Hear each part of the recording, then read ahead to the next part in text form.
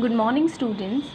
So, in the last class, we were discussing chapter 4, India's external relations, wherein we understand that how, when we took distance from two camps, that is the US and the USSR, how our non-alignment movement was shaping our foreign policy.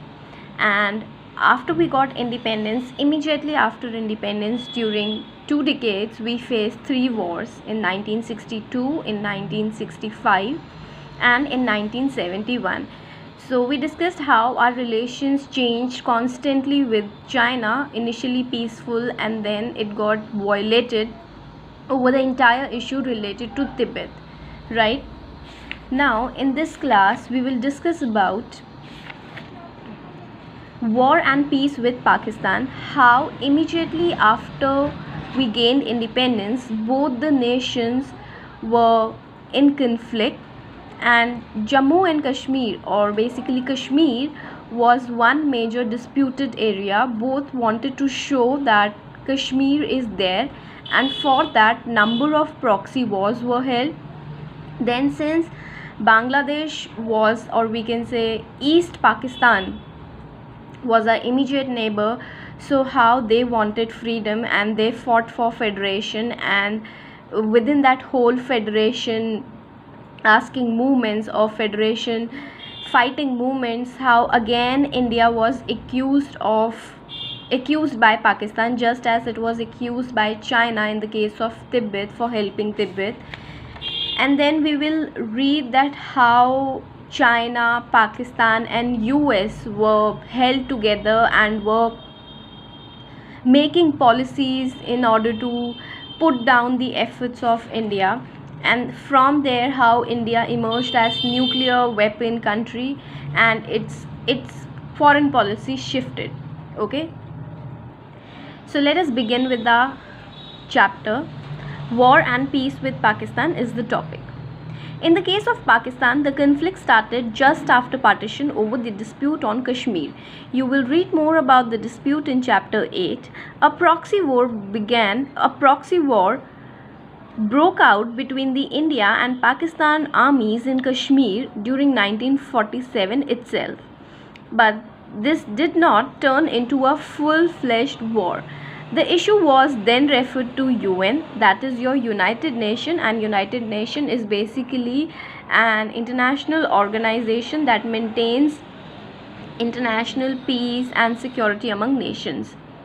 Pakistan soon emerged as a critical factor in India's relation with US and subsequently China. So basically what happened, as soon as we gained independence, India and Pakistan, there was always a dispute regarding Kashmir. Pakistan wanted to claim Kashmir as its own, while India wanted to protect Kashmir, that it is our territory. So there was always a proxy war. Now what is a proxy war? Proxy war is basically an armed conflict between two states, or you can say two nations, actors which act on the instigation or on behalf of other parties that are not directly involved in the hostilities. Now Pakistan was saying we want to liberate Kashmir, we are fighting for Kashmir, and same was with India. So it was not direct war between India and Pakistan, but it was a war related to the freedom of Kashmir. So that is why it is called a proxy war. Like you just have, while attendance is being conducted, you put a fake attendance, or you can say you put attendance on behalf of someone else, that is a proxy attendance. So the same way it is a proxy war. So it was a lot of issues since 1947 only for Kashmir, and for that we even referred our issue to United Nations so that peace can be maintained. And from there, since Pakistan was critical about India, and the whole India's relation with US and China actually changed. Okay, so let us see how. The Kashmir conflict did not prevent cooperation between the government of India and Pakistan. Both the government worked together to restore the women abducted during partition to their original families. A long-term dispute about the sharing of river water was restored through mediation by the World Bank. The India-Pakistan Indus Water Treaty was signed by Nehru and General Ayub Khan in 1960. Despite all ups and downs in the Indo-Pakistan relation, this treaty has worked well. Now they are saying, despite the fact that we had conflict over Kashmir and we were constantly in fight with that, so despite that factor, when partition was taking place, much of the women were abducted.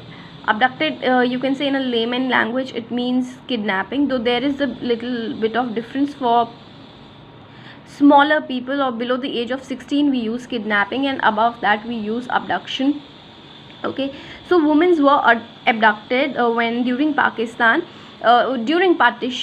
So government of both the countries, despite our conflict with each other, have helped these women to reach out to their original families. Like for example, if the woman is in Pakistan who belongs to any Indian family, so the Pakistan government actually help that woman to come to India and meet their Indian family, and same way the relation was vice versa.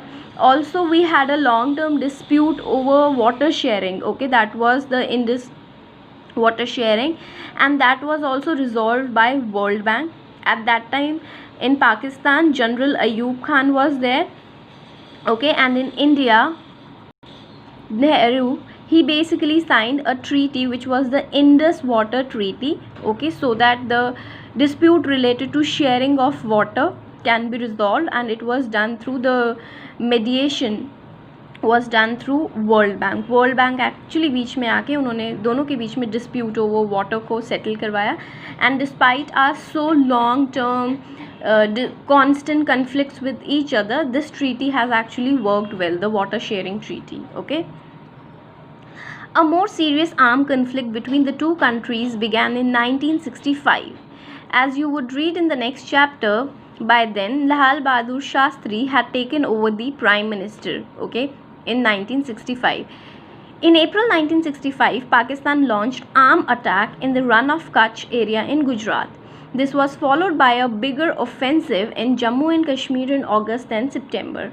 Now what happened in 1965, our Prime Minister by that time was Lal Bahadur Shastri, and basically Pakistan actually had a armed attack in Run of Kutch, जो कि गुजरात का एक area है, and after that this was done in April 1965, and after a few months it basically attacked Jammu and Kashmir also in August and September. Now Pakistan rulers were hoping to get support from the local population there, but it did not happen. Okay, Pakistan actually thought that they will get support from the local people of Jammu and Kashmir, but eventually ऐसा हुआ नहीं. In order to ease the pressure on the Kashmir front, Shastri ordered Indian troops to launch counter-offensive on the Punjab border. On a fierce battle, India army reached close to Lahore.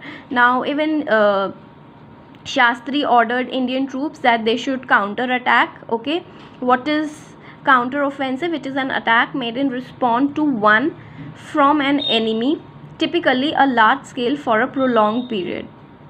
So our army was prepared, and Shastri has also ordered our troops to have, give equal amount of fight, and they even went to Punjab border, and through Punjab border they almost reached Lahore. Now at this time Pakistan was a little scared. The hostilities came to an end with UN intervention, and hostility referred to basically unfriendly or warlike situation or opposition. So finally the UN had to intervene, and so that the opposition and enmity or unfriendliness could be resolved. Later Indian Prime Minister Lal Bahadur Shastri and Pakistan's General Ayub Khan, they actually signed which agreement?